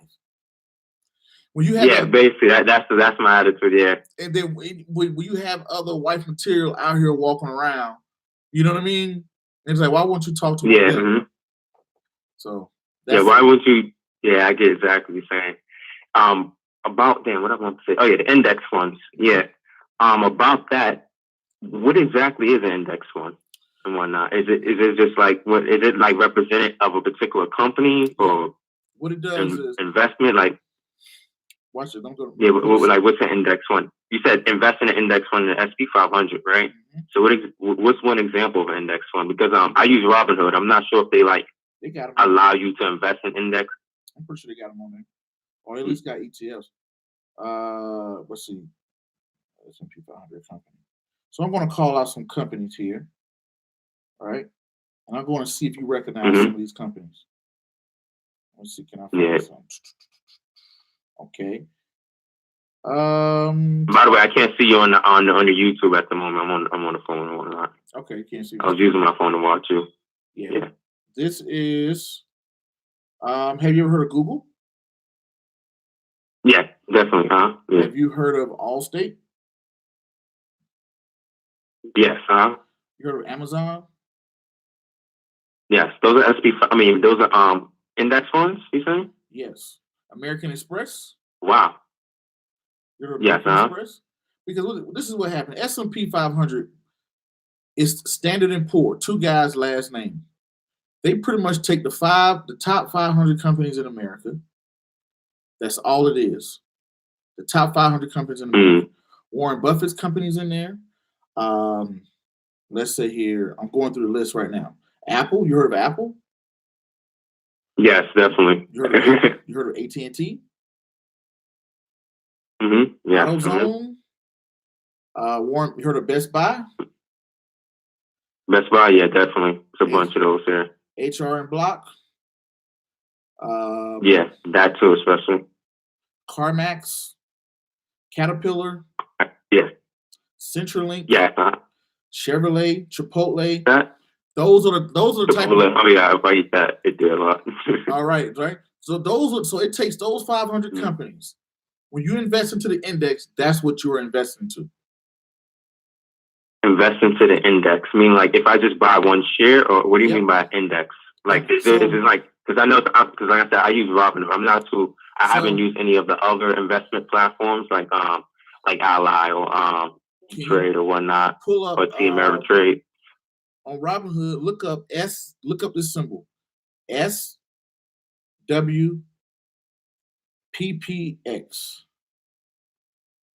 SWPPX. Let me write that down first. SW. What did we said? SWPPX. Yes. S. That's S as in Sierra. W as in Walmart. P as in Papa. P as in Papa. X as in X-ray. CQU. Got you. All right. And you said look that up on Robinhood. Yes. And that's an index one. Mm-hmm. Got you. 43. Right. It's $43 right now. Got you. So what? And you said these index funds pay dividends and whatnot, right? Yeah, this one pays 1.69. And what this does. So I should also so when it comes to like basically setting up my portfolio, I should already have invested a set amount of money invested in index funds and just be holding on them. You're saying, right? And you should be buying it every single month. Just like you get paid, just like you put money in your savings, just like you put money, just like you go out there and buy food, gas, or whatever, you should be investing every week, every month, every other week or whatever, and you just forget about it, right? Now, once you have that as a foundation, now you can start looking into, hey, you know what? Let me look into some other companies that I like. I like I know my risk level. First, you got to know your risk level. Am I high risk, medium risk, low risk? What term am I looking for? Am I looking for 2 years, 3 years, 1 year, whatever, right? Once you have that, once you know that, now you can start saying, hey, boom, being a young man, 27 years old, you got kids? No, I don't. Exactly. So you should be investing like a son of a gun, right? Before you do get married with kids, all of the good stuff like that. Now, when you start investing, you got your portfolio. This is my S&P 500. Now I want to take a little bit more risk. Let me look into technology companies, growth companies, right? Boom. Now that maybe that might be Microsoft may fit in there. Apple may fit in there. Maybe Berkshire Hathaway may fit in there or something like that. Boom. Once I have that, now I want to take a little bit more risk.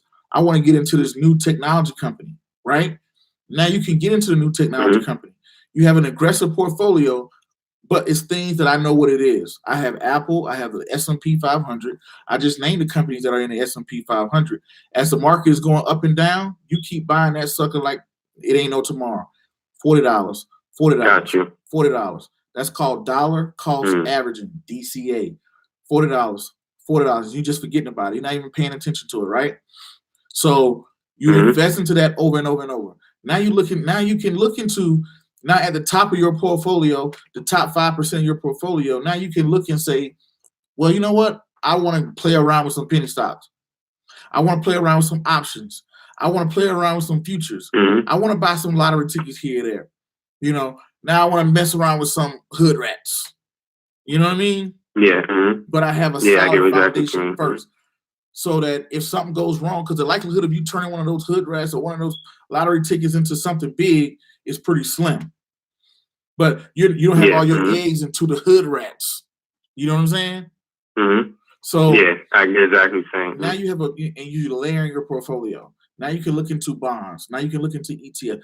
Now you can expand. But at the base, from where you at right now, man, you should be in that S&P 500 index fund like it's no tomorrow. It's only $43. If you say, well, man, I ain't got the $43. Well, you wait until you get the $40.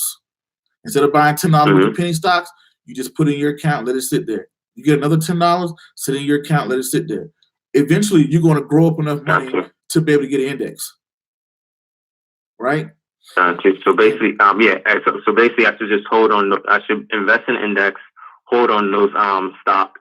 But because my idea was like basically take the money I have and like play with the penny stocks, like the hood rats and whatnot, and try to go in and out and basically build up my how to say it? Like basically by trading, doing swing trades and whatnot. I'll buy one day, then I try to sell within the same week or whatever, and build up from there and stuff.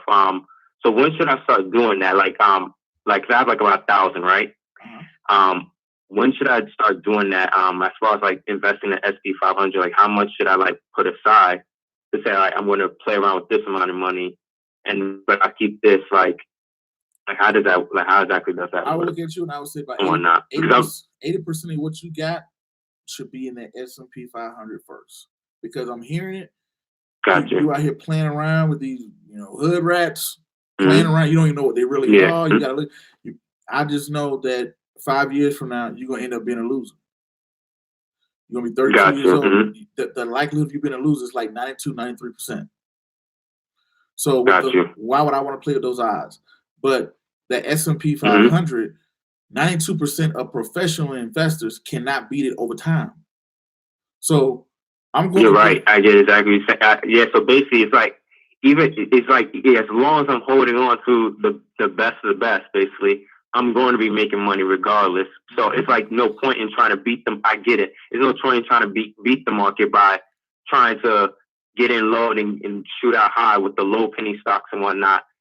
Instead, I should just stick with what's already stick with the initial investment. Jay, if people can do that, the stock market will be shut down.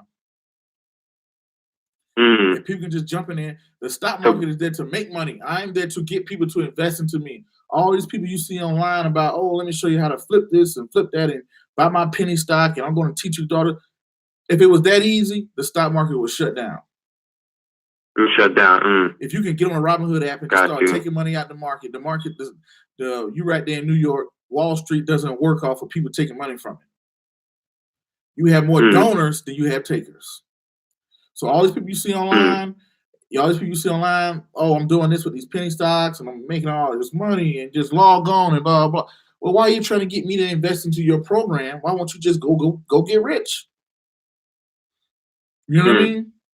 So it's a handful of them out there that I know. Oliver Velez, that's a bad man, but he's been at it for 40, 50 years. He's been on this show a couple times. Timothy Dykes, because I always go out and I seek to get the best of the best at what they're doing. I don't know how long you've been watching the show and seeing who's been featured on the show, but those are the people that I seek to get. You know, oh, well, this guy's doing essentially well, and Timothy Dykes does not make. He watched that stock run up. He watched that penny stock run up to 40, 50, 60 cents, and he starts shorting. Because he know that's a good strategy. When the stock runs up like that, people they know that's when all the press is gonna come. That's when the media gonna come. That's when blah blah blah is gonna come. Everybody's wanna. When do people don't buy when things are going down? They buy when things are going up. Right. Yeah. You know what? I've been wanting to understand that too. How exactly does one profit from shorting? I mean, I understand people profit from shorting, but I didn't know like you can actually make a living off waiting for a stock to actually go down. I thought you can only do it the opposite way. You know what I mean? You can short. So how does that work? Okay, this is how short works. All right, let's say it's me, you, and we're going to throw another person in named Dan, right? So let's say I'm trying to think of how the best way to explain this. So let's say if I have a soda that I brought for $10, right? You come to me and say, hey, Prince, can I borrow your soda from you, right? I give you the soda, right? You go to Dan and you sell the soda to Dan for $10, right? Yeah. Now, what does Dan have right now? You sell the soda to Dan. He has a $10. He has a $10 stock or $10 soda, basically. You have $10 because you sold it to him, right? Yeah, got you. He has a got you. All right, he has a soda, but you have the $10. Got you. He got the soda. He got the $10. Now you have my soda. I want my soda back, right? Let's say something comes up. They find out this soda is nasty or whatever the case may be. This soda price drops to $2, right? What you do is you go to the store, you buy the soda for $2, and you give it to me. How much? You give it to them. You give it to me. You give it back to me because you borrowed it from me, right? Yes. And how it goes in the stock market? I borrowed. You borrowed it from me, right? Because you think the price is going to drop. You borrowed it from me. You didn't have any money. You borrowed it from me. You go sell it to somebody else. You sold it to Dan for $10 because you figured this price is going to drop, right? Yeah. The price drops down to $2. You take that $10 that you got from Dan, you go buy the soda for $2, and you give it to me. How much money do you have now? I am confused. I'm trying to understand that. All right. So basically, all right. It's all right. So I got a soda, right, for $10, and then someone comes to me and they want to. I go to somebody and I want to borrow their soda. Yeah. But the soda is worth $10. I sell it to someone for $10, and they find out it's nasty. so it drops to $2 out of nowhere, and then I sell it to someone else for $2. No, that's not, no. So No, we got. Let's walk through it slow. Let's walk through it slow, right? We're gonna put it real world. all right, Let's say we're gonna throw in, since you're from New York, we're gonna say Puff Daddy, right? So you come to me, you know that this soda people buy it for $10, right? all right, So you come to me, you know I have the soda. You say, "Hey Prince, can I borrow your soda?" Right? And I say, "Okay, you can borrow the soda. You borrow the soda from me." Mhm. Now I'm out of a soda. Mhm. I want my soda back, right? You get what I'm saying? Mm-hmm. So you Yes, have you want your soda back, all right? So now what does Jay have? What did I give you? You got all right. So I borrowed Mhm. soda basically. You borrowed the soda from me, right? You Mhm. have the soda in your hand. I don't have my soda. Got you. You go out to the street. You don't have your soda. Got you. You go out to the street. You sell it to P. Diddy for $10, right? Got you. Now Mhm. P. Diddy has my $10 soda. You have $10, right? Yes, Now the price of that soda drops to $2. So what do? You go to Walmart or the bodega, right? You go to the bodega, buy that same exact soda that you borrowed from me for $2. You come back Got you. and you give me the soda. And I give you your soda basically by keeping the $2 over. So I got $12. You saying now? No. You have, because you out of that $10, you brought a soda, right? For $2. Yeah. So now you have $8. You take the and I have $8. You got $8. You give me Ooh, the ooh. Go ahead. All right. All right. So basically, I got the soda that's worth $10. I borrow it from you. I sell it to P. Diddy for $10. I get the $10, but now it's worth $2. So I go and buy. Got you. I see. So I have $8 now. Yeah. Got you. I see where you're going. So I have $8, but I borrowed. All right. So basically, I didn't actually have any money initially invested. You're saying, is that what you're saying? Exactly. And what a short does. Yeah, I just caught that. So basically, I made $8 in total from shorting a stock. You're saying? Yep. So basically, it's borrowing against the market. That's what it is. The person borrows from the broker. They borrow stocks from the broker, and they sell it because they see everybody buying it for 60 cents. They go borrow from the broker. Let's say you borrow from ETrade. Hey, let me get 10 shares, right? ETrade gives you the 10 shares. Yeah. You sell it to everybody for 60 cents because you know everybody's buying this overpriced stuff, right? Now, ETrade still wants the shares back, but you wait until the stock price drops. You buy it back from the market. You give it to ETrade, and you keep the difference. Wow, I see. Wow, that's wild. I'm trying to really I'm getting it now a bit and whatnot. Wow, I see what you're saying. Wow, so that's how it works. That's an advanced level. Now, how can that go against you?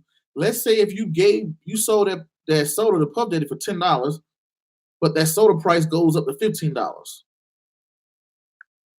right? All right. Yeah. Now you're going to lose because now you owe me. That's the downfall of Yeah, that's the downfall. Let's say you thought that price was going to drop, but it goes up. That's why it's very risky. That's why it's an advanced level of trading. They want you to have a special account because they know you can end up owing somebody big time. But they only let you put out so much, But people are borrowing shares and they're selling them to people. And when they drop, they're going to buy them back and give them back to the broker. So I see. So yeah, that sounds risky, especially when you owe someone money and whatnot. Yeah, you can end up owing. Wow. Because I could come back and say, "Hey man, I gave you my $10 soda. Where's my soda?" Now you have to go to the bodega and buy it for $15. Yeah, it's like, oh shit! Now you got to pay an extra difference and whatnot. Exactly, and that's how what someone gave. Yeah. That's why it's very risky. Right. But it's another way you can do it is buy puts. But I don't think you can buy puts on shorts. I mean, you can't buy puts. But I got a whole video that I've done of ways that you can make money from a down economy, make money when a stock goes down, or make money when something goes down as well as it goes up. But that's just one of the concepts. That's the concept of shorting. You're borrowing something that you don't even own, and you're selling it to somebody else. You're collecting the money up front in the hopes that the price will drop so you can buy it back to fulfill your obligations. It's like buy it back. It's like street terms. Street terms, you're buying something on consignment. Buy back. Gotcha. So, but yeah, I got to get running up out of here. I got to go grab some dinner. It's getting late over here in Denver. Yeah, sorry. Yeah, thank you. Wow. But yeah. You just learned a lot and whatnot. Okay, yeah, definitely. Thanks, man. Hit the bell. I'm sorry. I don't know why, but what's your name? For reason, I see on your account it says investor. That's why I'm seeing. So I'll be forgetting your name. Yeah, my real name is Prince. Prince. Prince. Prince. Got you. Prince. Yeah. I'm on Instagram. Thanks, Prince. Instagram, Facebook, Twitter, YouTube, all of the good stuff. So yeah, check it out and check out videos. Yeah, I'm subscribed and whatnot and stuff. I'm definitely gonna be keeping up and stuff. Oh yeah, the podcast too. And I'm gonna look back on this video too and stuff. Now I think about it. You uploaded this video is gonna be uploaded onto your account, right? Yeah, it's gonna be uploaded as soon as I get out of here. It's gonna. Got you. So, but yeah, check out the podcast too. The podcast there, where iHeartRadio, iTunes, Google, all that good stuff too. If you want the audio experience, but a lot of times what I do is I take this stuff off and it becomes a podcast too. So. Got you. iHeartRadio podcast. It's iHeartRadio, iTunes, Play, SoundCloud, all this stuff. But, we're cool. All right. Yeah, it's everywhere. You can just type in my name into Google or type in Investor Show. You'll see a little goofy guy that looks like me pop up. But yeah, I got to get out of here. But it was nice talking to you. I'm going to upload this. It definitely is. And you can look back on it, play it back, and see the hundreds of other videos. Like even the Wolf of Wall Street has been on this show. You can listen to him. I done an interview with him, so it's a ton of. Oh yeah, actually, you did a re-upload and whatnot. I like that a lot, but especially the part when he was talking about knowing how to sell to people is important to actually know them a bit. Get to know their background. Actually, know what their self-interest is. Because I actually had someone try to sell to me, and they didn't even do any of that shit and whatnot. And I'm just like, you need to look at this video. Oh yeah, he had the Way of the Wolf. That was a great book. I read that book. So Jordan Buffett. Yeah, a word. Cool. He had a book called The Way of the Wolf, and he breaks all of that down because he's a great salesman. So, but he definitely is. So, so that was a great book. I gave away some of the copies when he came on. From here, you see a bunch of athletes on here too. You probably heard of, being from New York, you heard of Meta World Peace. Ron Artest. Yeah. He's been on the show twice or something like that. So, but yeah, he's big into invest. Wow. Yeah, he was just on Shark Tank last week. They did they did an NBA edition. So I met him at Warren Buffett's meeting 2 years ago. So, but yeah, that's right when he was getting ready to get out of the Lakers. But yeah, he's a very cool guy, very supportive. You know what? He actually sent me this shirt. You know what? Oh, where you send your shirt to? I'm gonna check it out when I get off the phone and whatnot. Yeah, let me pull it up. I can't find it, but yeah, he sent me some clothes and been big supporter. We're partners in helping teach kids about financial literacy, all of the great stuff too. So I think it's called the Panda's Friend. So he has a clothing line and he does all type of stuff. He in the tech and big into the investor world. So, but yeah, let me get running out of here. But all right, I'm gonna let you go. Yeah, definitely appreciate it. Thank you guys for calling in, and be safe, be easy. All right. All right, definitely. Thank you, man. Have a good night. You too. What's up? So, ladies and gentlemen, I'm going to go ahead and wrap this up. Until the next video, podcast, cartoon, or what else you see me do crazy around the globe. Peace, be safe. I'm out of here, and thank you.